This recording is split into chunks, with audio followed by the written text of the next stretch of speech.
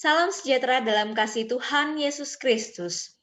Terpujilah Tuhan, oleh karena kita dapat bergabung kembali dalam seminar Teologi Integratif hari terakhir atau hari kelima. Pada kesempatan ini, mari kita mulai dengan penyajian sesi ke-9 dengan topik Injil bagi kaum LGBT. Dapatkah kaum LGBT dipulihkan? Untuk itu, kepada penyaji Bapak Dr. Stefri Indra Lumintang, disilahkan.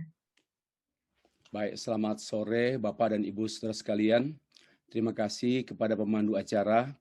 Terima kasih juga kepada semua Bapak Ibu yang selama 5 hari boleh mengikuti pembahasan atau pembelajaran kita, belajar mengenai satu topik teologi gender dan seksualitas, serta menyoroti berdasarkan perspektif teologi gender mengenai LGBT, khususnya kaum LGBT yang adalah sesama kita manusia.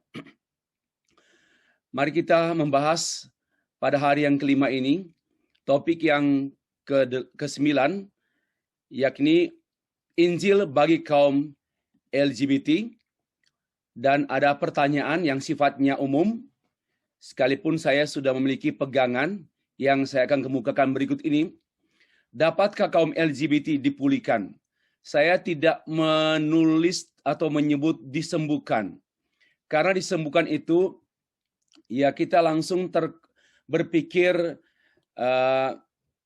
berubah dari homoseksual menjadi heteroseksual. Atau kecenderungannya homo, kecenderungannya sebagai lesbian, lalu dia menjadi betul-betul murni perempuan. Atau kecenderungannya gay, kemudian pulih atau sembuh menjadi laki-laki. Tidak seperti itu. Saya menetapkan kata dipulihkan lebih jauh, lebih luas daripada disembuhkan. Ya, baik Bapak Ibu. Kita membaca satu bagian Alkitab, Roma pasal 12 ayat 2. Demikianlah yang tertulis, saya baca dalam versi Lembaga Alkitab Indonesia. LAI.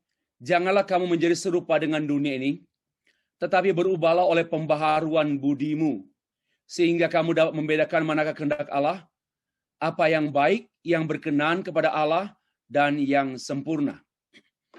Kita tahu bersama bahwa Roma pasal 12 ini adalah, tentu di awal dengan ayat 1 tentu ya, adalah transisi dari pembahasan Paulus mengenai tema utama justification by faith. Pasal 1 sampai pasal 11, Paulus mengemukakan mengenai pokok pembenaran oleh iman. Lalu pasal yang ke-12 ini adalah buah-buah pembenaran oleh iman. Maka saya menyatakan demikian. Perubahan cara berpikir merupakan buah dari pembenaran oleh iman. Sebagaimana itu merupakan apa yang dijelaskan oleh Rasul Paulus dalam pasal 1 sampai pasal 11. Berubahlah oleh pembaharuan budimu. Setelah membahas mengenai justification by faith, pembenaran oleh iman, maka ada satu undangan. Nah, ini bukan pemaksaan. Tidak pernah ada pemaksaan dalam Alkitab. Tapi undangan, seruan, ya atau larangan. Berubahlah oleh pembaharuan budimu. Dalam bentuk diterjemahkan, biarlah akal budimu diubah secara terus-menerus. Itu terjemahan bebas saya dari teks asli. Biarlah akal budimu, pemikiranmu, mindmu, berpikirmu terus-menerus dibaharui, diubah. Untuk diubah ke arah mana? Yang saya tandai, diubah ke arah kehendak Allah. Sebagaimana yang di screen. Berubahlah oleh pembaharuan budimu. Nah, kehendak Allah ini saya artikan, ya, bagaimana kita memahami kehendak Allah itu adalah teologi. Berubahlah oleh pembaharuan budimu melalui berteologi. Orang yang berteologi, sebagaimana sekarang kita ini, dengan topik kajian teologi kita mengenai teologi gender, seksualitas, sorotan khusus kepada LGBT, kita sedang berteologi. Ya, kita sedang berteologi. Semua diharapkan, dipikirkan dari kehendak Allah dan kepada kehendak Allah. Kita memikirkan apa yang menjadi kehendak Allah, kita menerjemahkan kehendak Allah ke dalam pemikiran kita mengenai teologi gender. Kita menerjemahkan kehendak Allah ke dalam pemikiran kita mengenai seksualitas, teologi seksualitas. Dalam kaitan juga kita menerjemahkan kehendak Allah ini pada waktu kita memikirkan, mempercakapkan mengenai topik, bukan orangnya, topik LGBT. Jadi semuanya kehendak Allah. Nah itu, jadi berubah berpikir ini ke arah kehendak Allah. Inilah doing theology. Apa itu kehendak Allah? Ya, kehendak Allah diindikasikan dan dikarakteristikan dengan yang baik, yang berkenan kepada Allah, dan yang sempurna. Dengan kata lain bahwa penekanan saya pada sesi ke-11 ini, yaitu menjawab pertanyaan, dapatkah LGBT diubah atau dapatkah LGBT dipulihkan? Ya, dapatkah LGBT dipulihkan? Maka bertolak dari Roma 12 ayat 2 ini, saya menyatakan demikian presaposi saya, bahwa apapun dapat diubah oleh Allah, dan perubahan yang mendasar itu adalah perubahan cara berpikir. Kita bukan menyesuaikan, Tuhan mengubah cara berpikir kita disesuaikan dengan pola pikir Allah. Dan saya yakin siapapun, jangankan LGBT, orang yang kerasukan setan saja dapat diubah. Ya, orang yang mati saja bisa dibangkitkan. Masakan orang yang memiliki kecenderungan LGBT tidak mungkin dapat dipulihkan. Saya katakan orang mati pun bisa dibangkitkan. Jadi sebenarnya subtema kita itu tidak perlu dalam bentuk pertanyaan. Dapatkah LGBT dipulihkan? Sebenarnya tidak perlu. Tetapi kan kita juga dalam kajian ilmiah ini mengundang orang-orang yang berpandangan tidak dapat.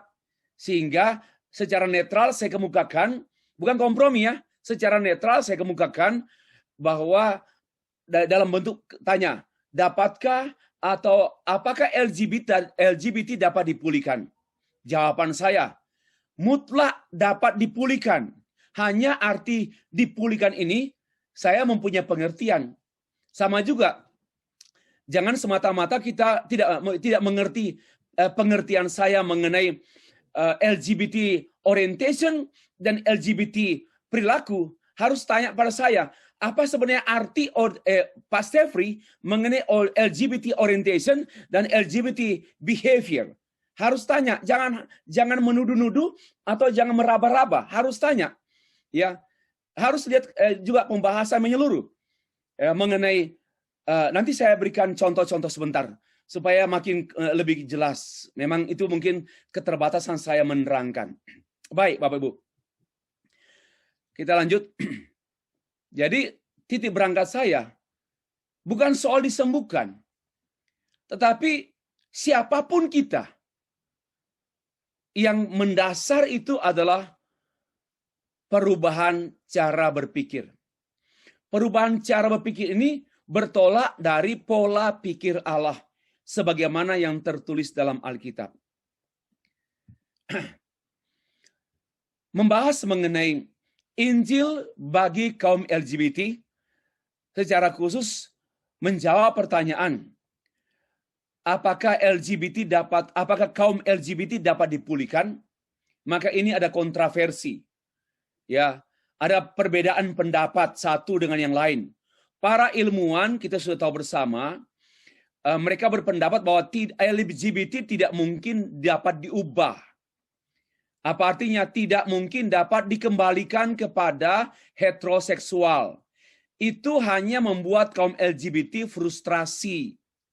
Kalau mereka diajak, diundang, dan juga diterapi, itu akan membuat mereka semakin sulit mengupayakan perubahan LGBT haruslah diabaikanlah. Harus diabaikan demi kebaikan mereka. Jadi, tolonglah berhenti membicarakan mengenai kesembuhan LGBT, perubahan LGBT, pemulihan LGBT. Karena kalimat-kalimat tersebut hanyalah memberatkan mereka dan kita harus abaikan topik itu. Mereka beralasan bahwa mengubah homoseksual menjadi heteroseksual is impossible. Mustahil. Karena hal ini bagi mereka bukan hanya berkenaan dengan ketertarikan seksual sejenis atau ketertarikan LGBT, bukan hanya menyangkut itu, bukan hanya attraction, ya bukan hanya orientasi, ya bukan hanya orientasi, attraction, bukan juga hanya karena organ-organ seksualnya yang memang terhalang ini. Ketertarikan seksualnya itu sejenis, bukan juga hanya karena organ-organ seksual mereka, melainkan karena orientasi natur seksualitas. Ini pendapat mereka ya. Saya tidak setujulah kalau bilang natur seksualitas. Ya, kalau natur seksualitas itu gender laki-laki dan gender perempuan. Tapi ini kan bahasa mereka yang mereka tambahkan dengan kata bawaan. Bahwa saya juga cenderung ya sangat kuat mereka yang berkecenderungan LGBT atau orientasi LGBT atau yang berattraction atau yang berorientasi LGBT itu pada umumnya itu bukan itu ada sebagai satu proses sejak lahir atau sejak dari kandungan terus menerus dan lahir kemudian baru muncul. Nah, munculnya ini apakah dia distimulasi oleh lingkungan sehingga cepat sekali atau mungkin karena lingkungannya sehat sehingga dia proses seperti menjadi berketertarikan seksual sejenis itu agak lambat sampai nanti ada stimulan kuat baru meledak. Nah, misalnya begini, mohon maaf saya mau mengatakan orang kan begini, orang mengidentikan yang homoseksual atau LGBT khususnya homoseksual, gay dan lesbian, khususnya itu gay itu dianggap bencong atau banci. Itu bahasa yang saya minta izin menggunakan, sebenarnya tidak patut. Dan kita tidak boleh menyebut orang-orang yang berkecenderungan seperti itu. Nah, banyak teman saya, mungkin dengar baik-baik, banyak teman saya di I3 Batu Malang, waktu mereka masuk kuliah, agak ke arah sana. Cara mereka, sikap mereka, aduhai begitu. Apakah mereka berdosa? Maka itu memutlakan orientasi seksual dosa, ini terlalu takabur. Ya, pertama juga kita lihat genetika. Waktu saya tanya, seorang ibu baru ketahuan anaknya berusia 8 tahun, 7 tahun, 8 tahun, ternyata berorientasi seksual sejenis. Itu nampak pada dia hanya suka perempuan dengan perempuan. Dia nggak suka laki, dia perempuan. Nah, pertanyaan saya, apakah dia berdosa? Dia berdosa sebagai manusia sama dengan kita semua. Tapi apakah ketertarikan itu kita cap itu dosa? Nah, ini yang saya katakan perlu tanya baik-baik kepada saya apa yang namanya orientation. Nampaknya kita berbeda definisi mengenai orientation.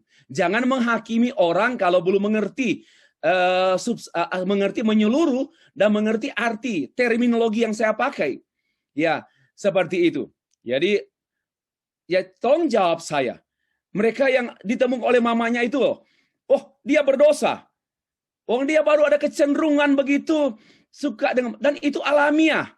Bukan distimulasi oleh karena hobi dia. Nah, memang kita semua orang berdosa. Ya, sejak lahir, sejak dalam kandungan. Tetapi ada kaitannya dengan attraction, dengan ketertarikan ini kan ada kecenderungan kok dia suka perempuan, dia perempuan, dia masa sudah disebut berdosa. Nah, karena itu saya menggambarkan attraction atau orientasi ini bukan juga ada, ya itu proses. Dia harus kontrol diri, termasuk beberapa pendeta yang memang ada kecenderungan begini, tapi mereka menang. Ya, ada adik tingkat saya, kakak tingkat saya dulu di 3, ya di Batu Malang di kampus, sudah nampaklah mereka cara bergaulnya, Tapi puji Tuhan sampai sekarang ada di Makassar, ya bertahan, tapi dia mempunyai kecenderungan itu. Namun kecenderungannya tidak dibuahi. Ya, sampai sakau dalam bahasa kalau dia narkotik sakau. Nah, itu sudah masuk dalam ke arah dosa. Nah, oke. Itu tambahan. Nah, pihak lain, pandangan Kristen Injili berbicara mengenai dapatkah dipulihkan. Saya mengatakan pada umumnya Injili mengenai apapun tidak ada yang mustahil bagi orang percaya, sehingga kaum LGBT pun dapat diubah. Homo kembali hetero. Ya, homo kembali hetero. Kecenderungannya yang selama ini ke arah homo, akhirnya apakah dia bertahap atau miracle, maka dia menjadi homo. Ya, itu sebagaimana yang Tuhan kemukakan, sampaikan dalam firman dalam Alkitab. Tuhan yang berfirman, kita hanya percaya dan taat. Itu pegangan kelompok evangelical atau juga Pentakosta evangelical. Ya, itu kontroversi yang ada.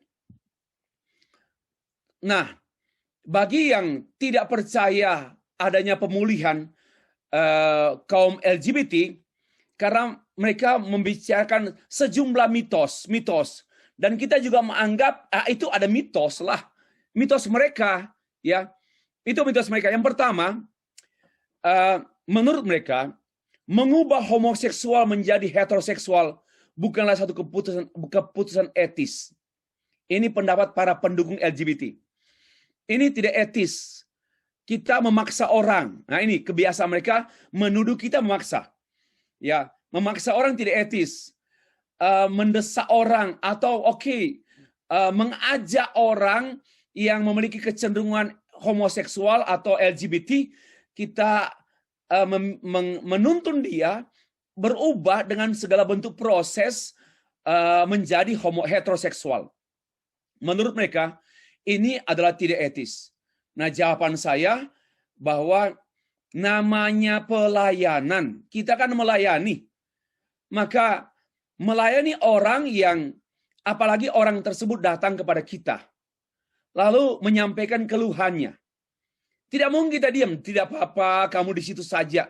Nah, kita menyampaikan kebenaran dari Alkitab. Tidak mungkin silakan berhomo-homoan terus. Kan tidak mungkin. Kita hanya menyampaikan bahwa saudara, ada pintu untuk saudara mendapatkan jawaban atau jalan keluar, jalan masuk.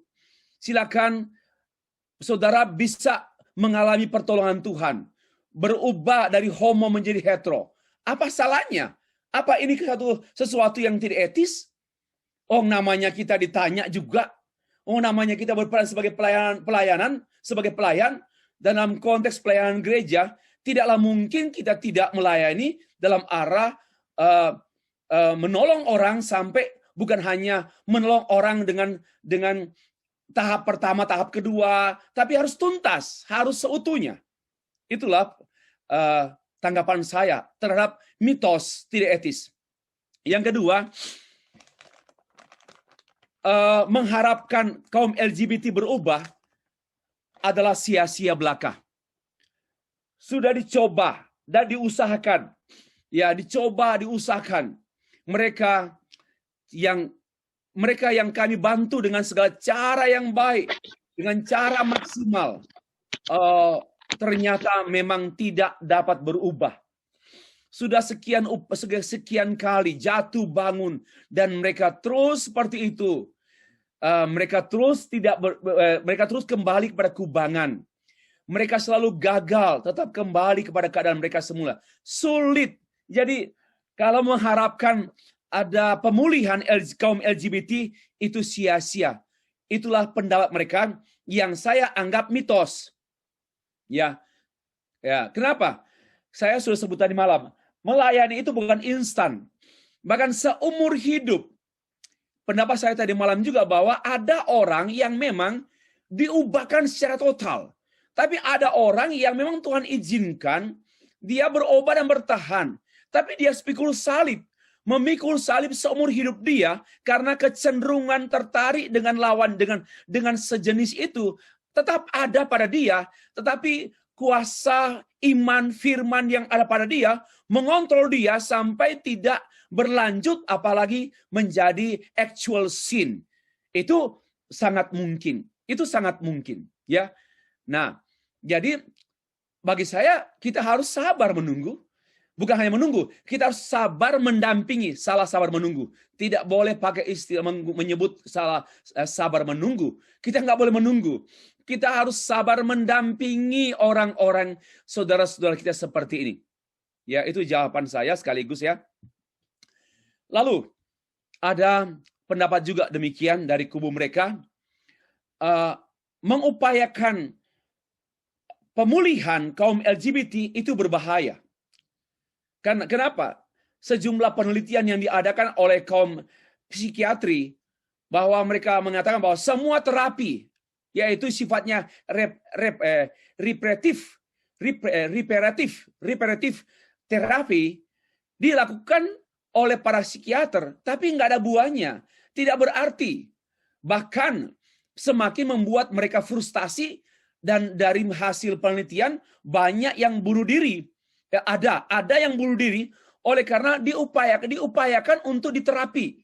Tetapi ternyata mereka makin stres, makin frustasi, akhirnya mengambil langkah-langkah pendek, yaitu bunuh diri. Ini pun perlu dikaji. Apakah karena bunuh diri karena terapi atau karena faktor lain? Ya. Namun saya mengatakan memang apapun hidup ini tidak ada tanpa risiko. Nah, ini hati-hati pekerjaan iblis. Apapun dalam hidup ini tidak ada tanpa risiko. Seperti Tuhan Yesus dalam materi tadi malam. Dia harus ambil risiko. Ngomong sendirian di tepi di daerah sumur dengan seorang perempuan. Itu di mata kacamata budaya Yahudi, ini sesuatu yang betul-betul bencana untuk Tuhan Yesus. Tapi memang tidak adalah yang namanya tanpa risk, tanpa resiko. Nah, ini tanggapan saya. Lebih lanjut, saya mempunyai keyakinan bahwa pelayanan Roh Kudus melalui firman-Nya, resiko seperti bahaya itu akan dikontrol oleh Roh dan firman Tuhan sendiri. Bagi saya itu. Ya, tentu kita tidak boleh juga dalam rangka terlalu memaksa cepat sembuh, cepat pulih. Perlu ada pendampingan dengan kesabaran dan juga tidak boleh ada pemaksaan. Kalau terapi-terapi yang kita terapkan, boleh ada terapi dalam rangka pendisiplinan. Ya, demikian, dalam rangka pendisiplinan. Nah, yang keempat, tujuan berubah. Orientasi seksual menjadi heteroseksual, orientasi homoseksual menjadi heteroseksual, itu menurut mereka, ini sama dengan mengubah tujuan hidup orang tersebut. Dan itu tidak mungkin, Pak. Ini pergumulan kaum LGBT yang terdalam, bagaimana mungkin mereka harus mengubah tujuan hidup. Nah, ini saya koreksi. LGBT bukan tujuan hidup.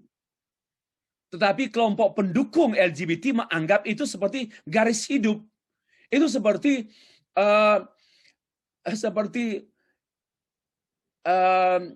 itulah nasib kamu, itulah tujuan hidupmu juga. Jadi mereka berpendapat bahwa mengubah homoseksual menjadi heteroseksual sama dengan mengubah tujuan hidup seorang. Dan itu impossible, tidak mungkin terjadi.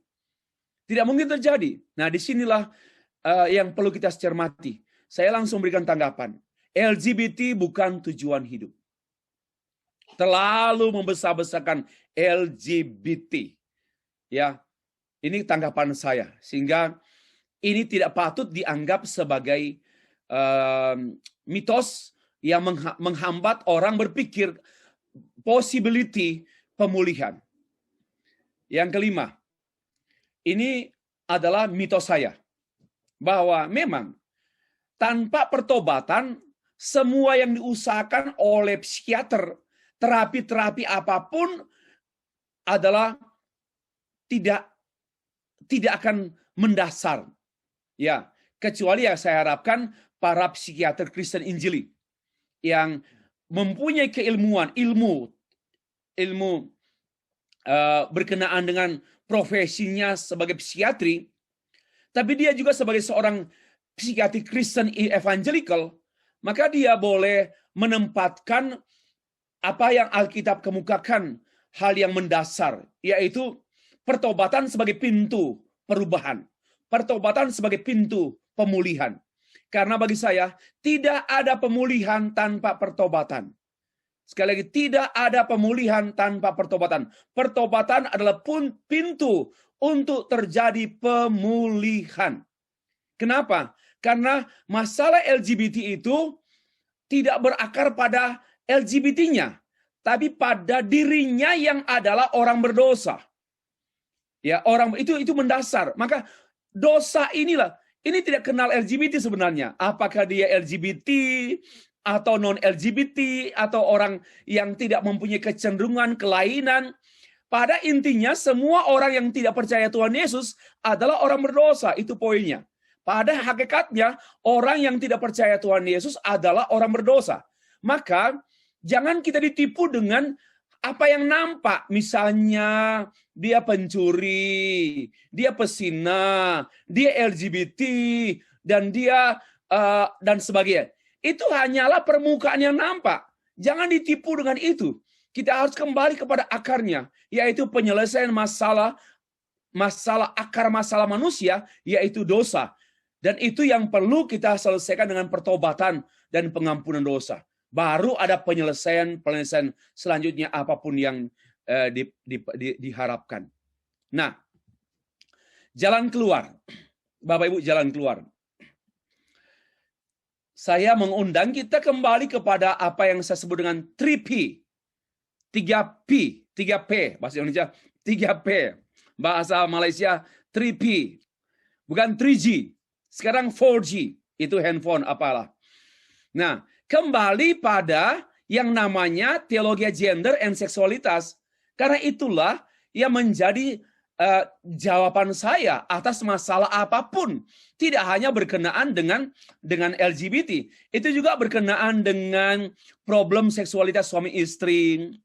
Ketidakharmonisan seksualitas suami istri. Ya, jadi kembali kepada teologi gender dan teologi seksualitas. Nah, dan ini berkenaan dengan kembali pada laki-laki dan kembali pada perempuan. Ya, kembali itu namanya jalan keluar. Jalan keluar saya tawarkan dalam buku saya bab 3 dan bab 4 itu jalan keluar. Kembali kepada teologi laki-laki, teologi perempuan, teologi seksualitas laki-laki, teologi seksualitas perempuan. Kembali ke sana. Itu kembali. Nah, 3P ini yaitu sebagaimana teks yang saya kemukakan tadi pada awal-awal penyajian saya ini, yaitu berubahlah oleh pembaharuan budimu. Ya, berubahlah oleh pembaharuan budimu. Ini mengungkapkan sesungguhnya perubahan yang mendasar pada seseorang, dalam bahasanya kan bahasa metamorfose. Roma pasal 12 ayat 2. Di sana ada kata dasar metanoia. Metanoia ini di Roma pasal 12 ini adalah metamorfose. Nah, metamorfose ini adalah perubahan akal budi, perubahan cara berpikir. Nah, lebih lagi daripadanya itu perubahan pola pikir. Itulah yang mendasar. Jadi begini, mau tolong LGBT, tidak bisa kita berorientasi kepada masalah yang nampak. Harus kepada pola pikirnya. Ini poin-poinnya. Kaum LGBT terpuruk karena terlalu banyak diisi dengan ideologi-ideologi, pendapat-pendapat para pendukungnya yang adalah timpang, berpikir tidak komprehensif, banyak mitos-mitos. Nah, ini pola pikir sehingga kaum LGBT terganggu memang. Membuat kaum LGBT makin terpuruk, makin susah. Akhirnya mereka lepas seperti liar. Kenapa? Karena pelarian. Nah, untuk itu yang dimasukkan dengan jalan keluar menurut saya yaitu pertobatan. Pertobatan yang saya masukkan adalah perubahan cara berpikir. Nah, bukan saya yang mengubahnya, bukan Bapak Ibu yang mengubahnya, bukan orang yang berkecenderungan LGBT yang mengubahnya, tapi itu anugerah Allah, Bapak Ibu. Itu anugerah Allah mutlak. Berubahlah oleh, dalam bahasa Indonesia kan berubahlah itu dalam bentuk passive voice. Bukan kita yang mengubah pikiran kita, tetapi Roh Allah dan firman Allah yang mengubah cara pikir kita, pola pikir kita. Nah, selama ini pola pikir LGBT, apalagi dia makin hari makin lama makin berusia, wow, makin kental pola pikir LGBT-nya, yaitu memperjuangkan persamaan hak, minta perjuangan memperjuangkan kesejahteraan. Itu bagaimana mereka diterima, itulah mindset mereka. Itu mindset mereka yang mereka usahakan bagaimana mereka diterima, bagaimana mereka menerima diri mereka, dan bagaimana mereka diterima. Inilah pola pikir yang harus diubah. Tapi siapa yang mau ubah? Ya anugerah Allah. LGBT berubah oleh karena anugerah Allah, bukan karena program kita. Itu poin yang saya ingin tekankan di sini. Nah, berakar pada pola pikir apa? Kembali pada pola pikir laki-laki. Karena selama ini pola pikirnya kacau, ya, mental disorder, ya, gangguan mental, disorder mental. Jadi kacau, laki, tapi saya mau perempuan, perempuan tapi saya mau laki. Nah, saya perempuan, saya mau perempuan, saya laki, saya mau laki. Nah, ini mental disorder, ya, mental disorder, dan ini berakar pada pola pikir. Nah, pola pikir ini saya mengatakan dapat diubah oleh Allah tentu, tetapi setelah berubah itu dia melewati proses edukasi, pendidikan seumur hidup. Setelah itu, setelah dia berakar, dia harus bertumbuh pada proses hidup. Nah, ini panjang juga Bapak Ibu, tidak mudah. Bukan berarti kita memberat-beratkan ya. Bukan hanya menyangkut LGBT sih, menyangkut persoalan manusia dalam hal apapun. Ini firman Allah ini bukan hanya firman LGBT. Sebagaimana kecenderungan mereka yang menjadikan Injil LGBT, ya, atau Bible, LGBT Bible. Tidak. Ini semua untuk semua manusia di semua problematika hidup manusia. Nah, berakar pada pola pikir laki-laki ya laki-laki, perempuan ya perempuan. Lalu berlanjut pada bertumbuh pada proses hidup. Kalau dia laki-laki ya proses hidup laki-laki. Ya, bagaimana dia kemudian setelah percaya Tuhan Yesus, bertobat, dibina di gereja, lalu dia diproses hidup laki-laki. Jangan langsung haleluya amin, lepas. Itu tidak bisa. Ini harus berakar, bertumbuh pada proses hidup laki-laki ya laki-laki. Proses hidupnya perempuan ya perempuan. Dan ini adalah sepanjang hidup. Sama juga lah Bapak Ibu dengan kita yang adalah heterogen. Kita pun sebenarnya bergumul dengan proses hidup. Ya, saya laki-laki. Ya, saya bagaimana bergumul dengan proses hidup saya laki-laki. Yang sudah beristri. Yang sudah punya anak. Dan saya tinggal di dunia. Saya bukan buta. Saya masih melihat mana cantik, mana yang terlalu cantik, mana yang agak-agak begitu. Saya masih bisa melihat. Tapi kan saya mengontrol. Disinilah proses hidup. Proses hidup laki-laki Kristen. Proses hidup laki-laki Kristen. Proses hidup perempuan Kristen. Proses hidup laki-laki hamba Tuhan. Proses hidup laki-laki perempuan adalah hamba Tuhan. Nah, ini namanya bertumbuh pada proses hidup yang panjang. Whole life, ya. Lalu berbuah. Berbuah pada perilaku seksual. Ya, nampak pada perilaku seksual laki-laki. berbuah pada perilaku seksual laki-laki, berbuah pada perilaku seksual perempuan. Ini yang saya katakan jalan keluar, bertolak dari satu teks tertentu yang adalah menggambarkan keseluruhan, bahwa berubahlah, ada 3P, kembali pada 3P. 3P ini ada pada teologi gender. 3P ini ada pada teologi seksualitas. Ada pada teologi laki-laki, teologi perempuan. Nah, kalau bisa Pastor Fethlin atau Pastor Reynold, tulislah teologi perempuan. Ya. Atau Pak Henry lah, atau Pak Alex. Tulislah teologi perempuan. Pak Henry, kalau bisa Pak Alex jangan tulis teologi perempuan. Biar perempuan tulis tentang teologi perempuannya. Ya, biar laki tulis tentang teologi laki-laki. Saya pikir ada. Hanya selama ini kan belum dibahas karena itu poin-poin jari-jari kecil ya.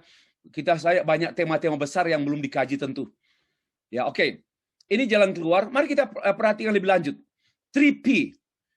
Saya menggunakan berakar, bertumbuh, dan berbuah. Itu bahasa Alkitab.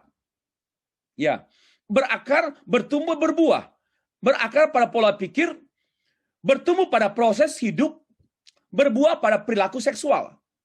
Itulah yang saya sebutkan dengan 3P. Dan itu ada pada teologi gender dan seksualitas. Bukan kesembuhan, tetapi pertobatan. Ini yang saya mau tekankan. Bukan kesembuhan, tapi itu pokok sub pokok bahasan. Bukan kesembuhan, tapi pertobatan. Tadi kan sudah dikemukakan, berakar pada cara pikir. Lalu bertumbuh pada proses hidup laki-laki ya laki-laki. Itu artinya perlu pembinaan. Ini discipleship, pemuritan di sini. Di bertumbuh ini pakarnya ada di sini, Pastor Fethlin. Maka itu saya harap Pastor Fethlin tulis disertasi tentang pemuritan. Entah kualitatif approach atau kuantitatif approach. Kalau bisa kita begini. Kalau bisa, ya kalau boleh. Bapak Ibu yang MTH, yang MPD, mengkerucut dulu pada keahlian tertentu. Ya kalau Pak Henry kan orangnya kan binaraga. Binaraga. Tolong mengkerucut pada teologi kesehatan. Itu Pak Henry.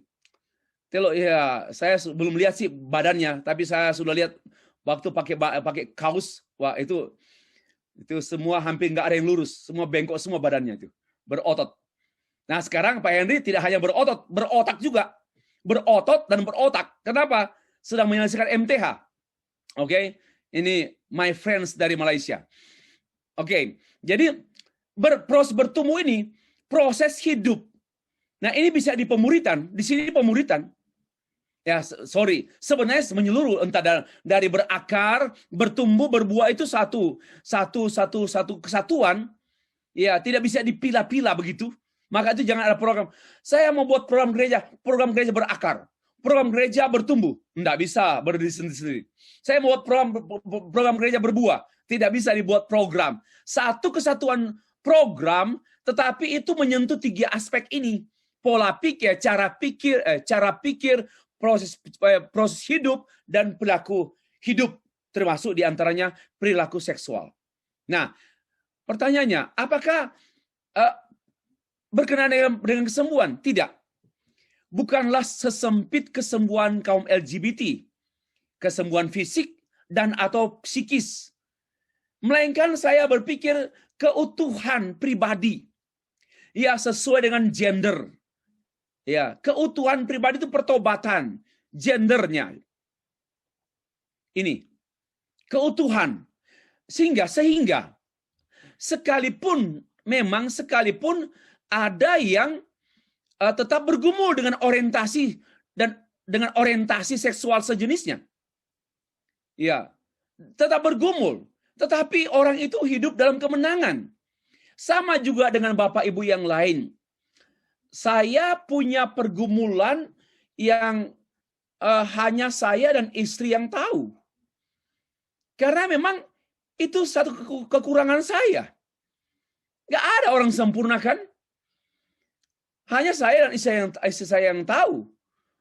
Dan ini tidak hilang pada saya. Tetapi itu adalah seperti Paulus katakan, seperti duri dalam daging. duri dalam daging.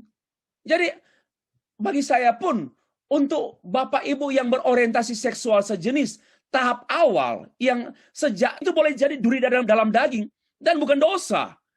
Duri dalam daging yang dikontrol, dan puji Tuhan tidak jatuh, apalagi dia sudah bertobat dan dia dibina, katakanlah sekolah teologi, kemudian jadi hamba Tuhan. Maka ada pertanyaan, Pak, boleh nggak kita menabiskan pendeta banci? Ya, kalau banci jangan. Tetapi yang berorientasi gitu loh. Yang tidak, kan kita tidak, inilah jawaban kita. Kalau Bapak Ibu mengatakan bahwa orientasi seksual sejenis itu dosa, berarti jangan tabiskan mereka yang agak kelihatan, orientasinya agak kelihatan lembut-lembut, yang halo, apa kabar. Jangan ditabiskan jadi pendeta.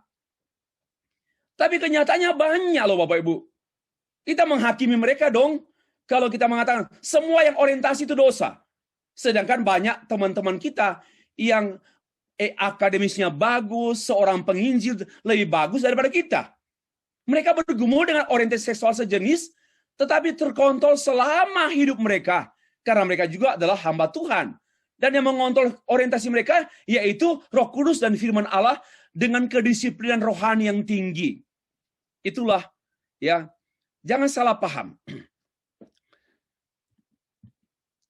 Kaum LGBT dipulihkan.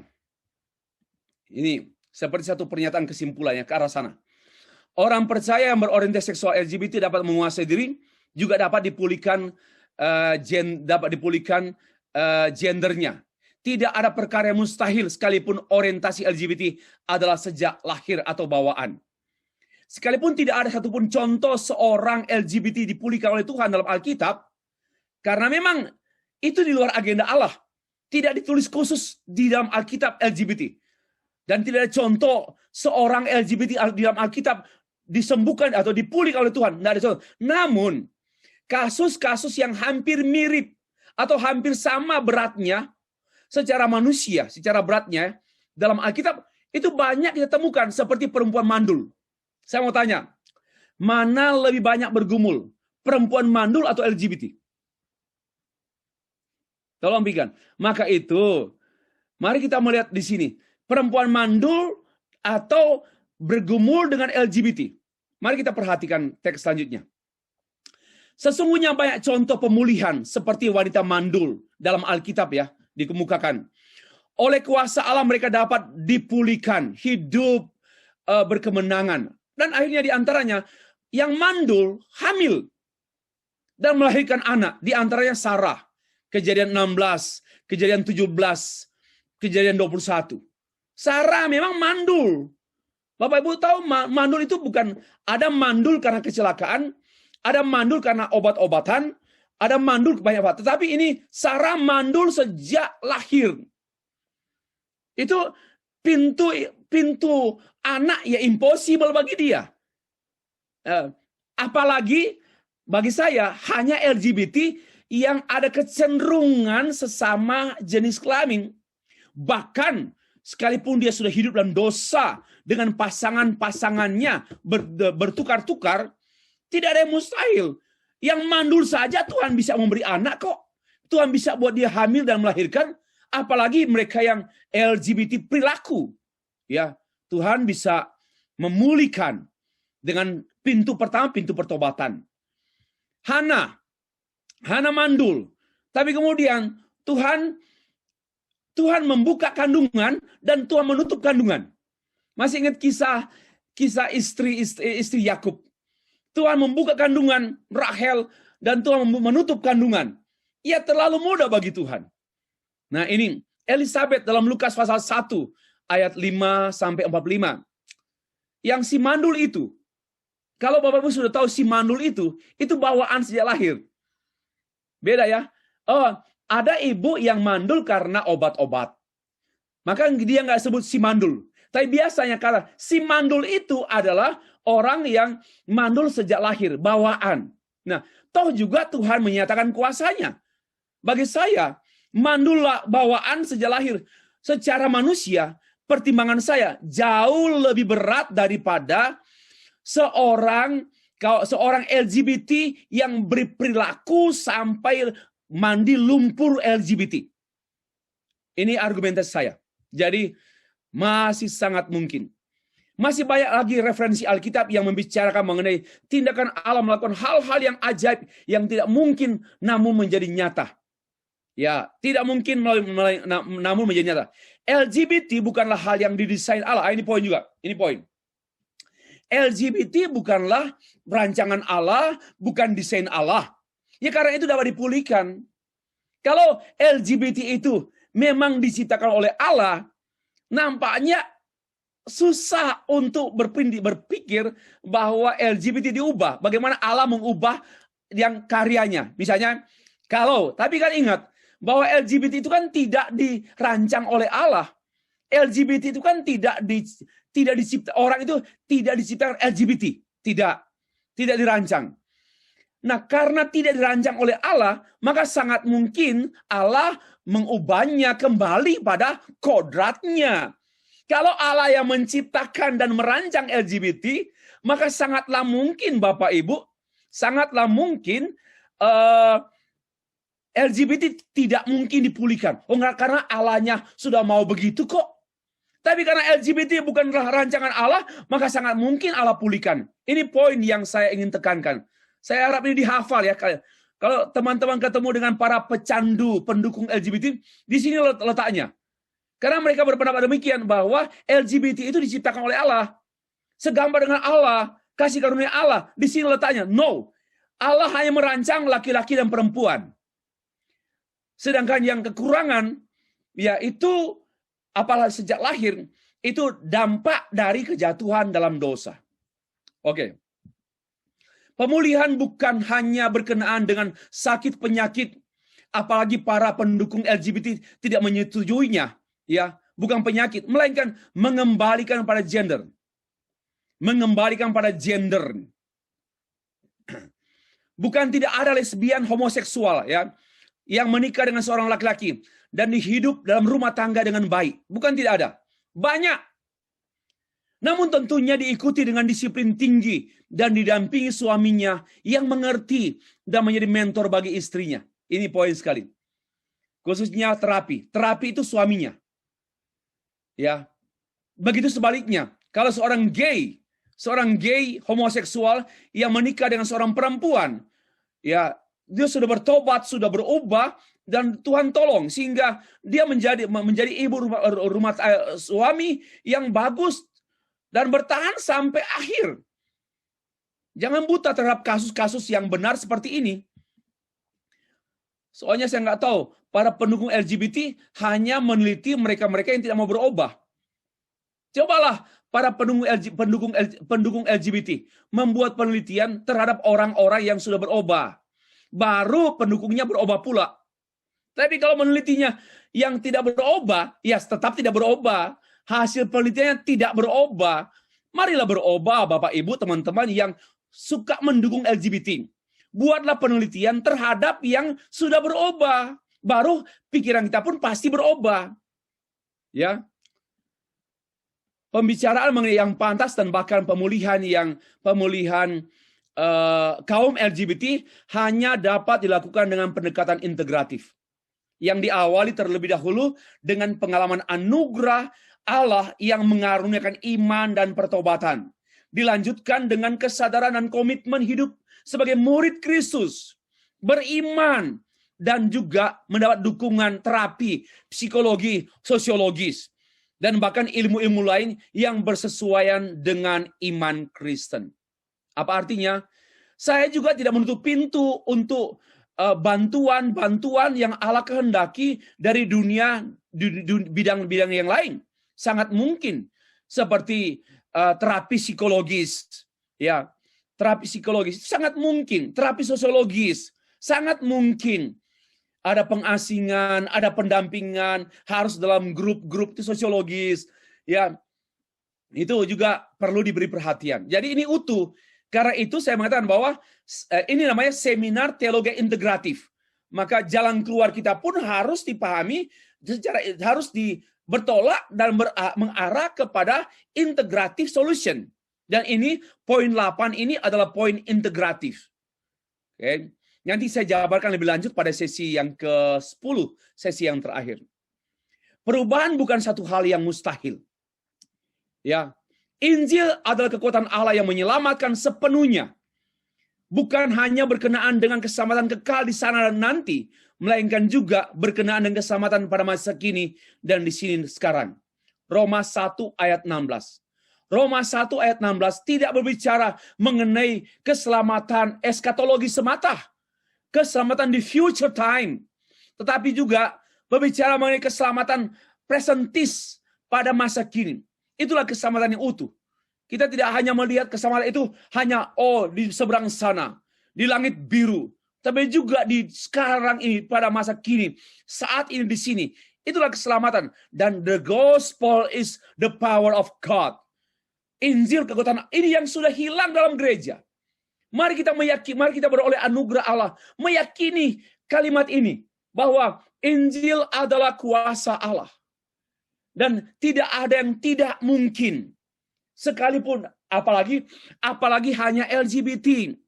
Jangan jangan merendahkan kuasa Allah hanya karena dibebani dengan kasus. Pak, LGBT itu berat banget, Pak. Sulit sekali, Pak. Gagal terus, Pak. Sia-sia, Pak. Nah, inilah orang-orang yang sudah tidak percaya firman Allah. Sudah tidak percaya Injil. Gereja telah kehilangan Injil. Maka itu pelayanan gereja sekarang lebih cocok menduniawi daripada menyorga. Itu persoalan yang sedang kita hadapi, Bapak Bu. Mari jadi hamba Tuhan yang jangan hanya ilmuwan. Saya betul-betul bergumul juga dengan diri saya sendiri. Saya tidak mau terpancing atau terbawa pada satu kutub polarisasi keilmuan. Saya baru saja 1 jam sebelum pertemuan kita, saya memikirkan karena hari ini Lois Pallow, seorang pengkhotbah evangelis dunia, meninggal dunia. Dan saya membaca tulisan beliau. Dan tertantang lagi, Stefri, please be evangelist. Jadilah penginjil, sekalipun engkau dosen. Sekalipun engkau pendeta, jadilah penginjil. Karena itulah tugas utama hamba Tuhan. Dan itu yang menantang saya juga, Bapak Ibu. Jadi, Injil adalah kekuatan. Mari kita terus disadarkan dan diingatkan dan disadarkan bahwa kita mempunyai senjata. Ya, setiap hamba Tuhan dan kita adalah gereja. Gereja memiliki senjata. Senjata gereja adalah Injil. Senjata orang percaya adalah Injil. Senjata LGBT adalah Injil. Itu yang perlu kita pegang selama-lamanya. Jangan sampai kita kehilangan senjata. Kita kehilangan senjata, kita hancur. Yang kedua, fakta empiris. Fakta ya, bahwa perubahan itu bukan mustahil. Bukan hal yang mustahil. Itu sangat mungkin. Dennis P. Hollinger, dalam penelitian beliau ditemukan 15% orang yang bertobat berubah orientasi seksualnya yang dari homoseksual menjadi heteroseksual. Saya baca di buku yang saya punya. Buku ini masih termasuk baru. The Meaning of Sex, Christian Ethics and the Moral Life. Ya, Christian Ethics and the Moral Life. Dan itu di halaman 195. Bahwa ada 15%. Berarti ada sekitar 85% yang memang tidak berubah. Nah, yang 85% yang tidak berubah ini, apakah mereka memang betul-betul mutlak tidak berubah, atau tidak berubah dalam arti mereka bertahan hidup benar, karena ini kan Christian ethics, hidup benar, tetapi kecenderungan orientasi atau ketertarikan seksual sejenisnya tetap ada. Tetap ada. Itu yang menjadi pendapat saya. Tetap ada. Tetapi dikontrol oleh Tuhan melalui firman-Nya dan Roh-Nya lewat hidup disiplin orang tersebut. Tapi kenyataannya, poin kita kan mau bicara mengenai possible. Itulah. Ya. Nah, sekarang saya mau tanya. Oke. Kita evangelical ya sudah menegaskan bukan ada kemungkinan, pasti berubah. Bagi saya pasti ada pemulihan. Ini keyakinan absolut saya. pasti ada pemulihan. Entah miracle, entah miracle, mujizat yang mengubah total, dan dia yang betul-betul sudah hidup dengan sesama laki-laki selama 30 tahun. Tapi miracle, ajaib, bertobat, berubah, dan mau menikah. Biarpun sudah tua. Tapi akhirnya sampai akhir hidup dalam kekudusan. Ada bermasalah. Oh, ini pujian kepada Allah. Dan ini bukan tidak ada.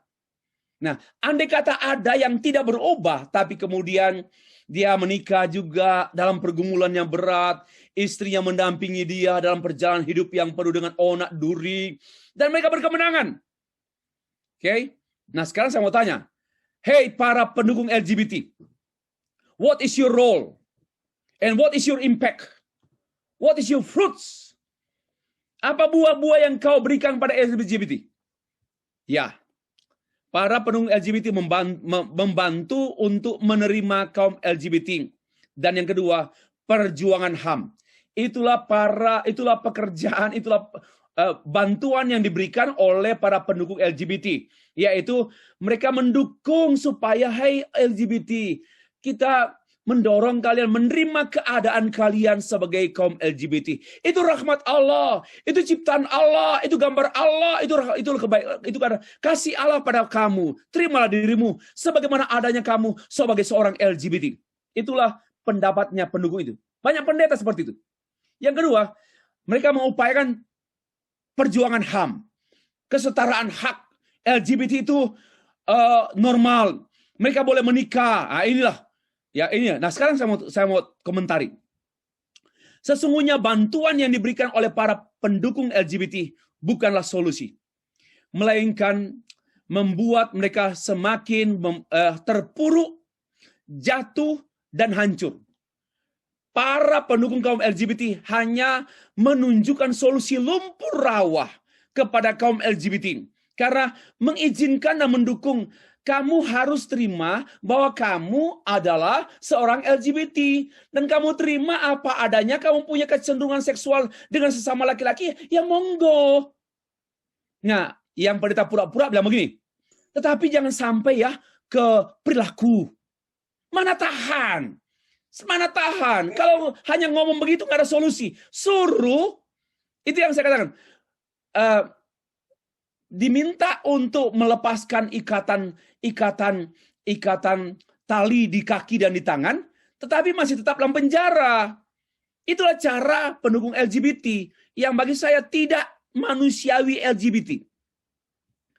Bukan sedikit yang bersaksi bahwa mereka sesungguhnya merasa tersiksa, Pak. Saya tahu saya ini aneh, Pak. Saya tersiksa.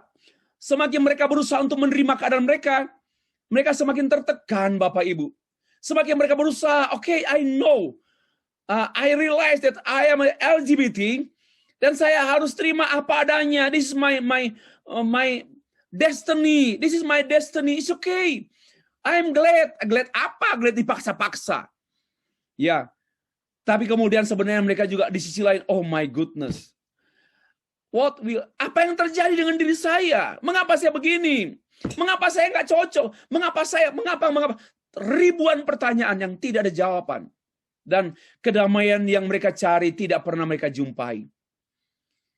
Dan itu yang, jadi mereka dijatuhkan ke jurang oleh para pendukung mereka sendiri.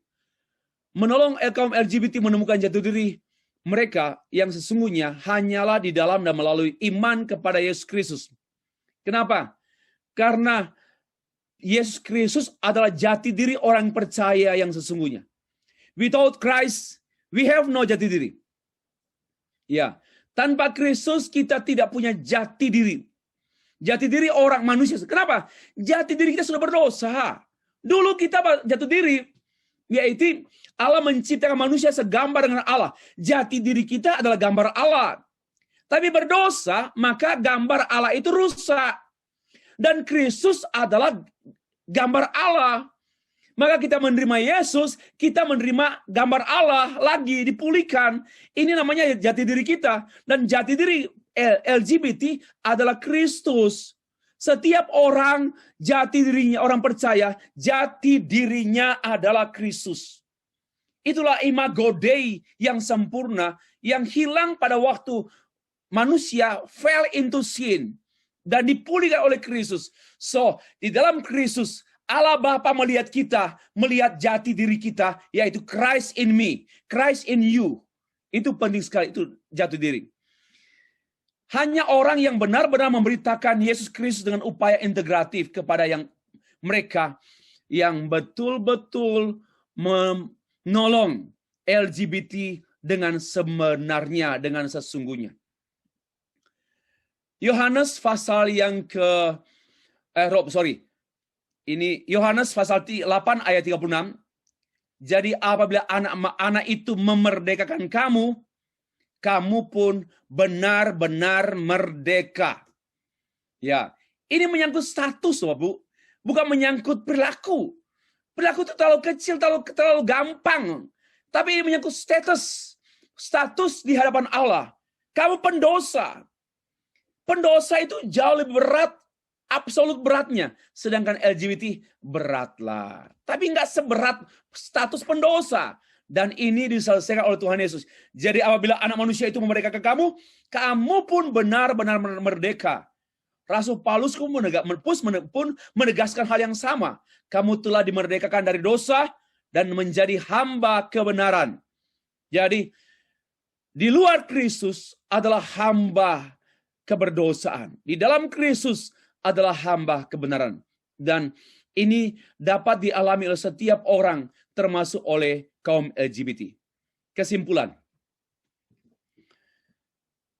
Akar masalah LGBT bukan pada orientasi, bahkan bukan pada perilaku LGBT mereka. Bukan. Melainkan pada cara berpikir mereka yang telah dipenuhi dengan mitos-mitos LGBT, ideologi-ideologi LGBT, Injil LGBT, yang ajaran dunia membentuk pola pikir mereka LGBT. Itulah yang membuat mereka semakin terpuruk, semakin masuk dalam lumpur rawa yang dalam.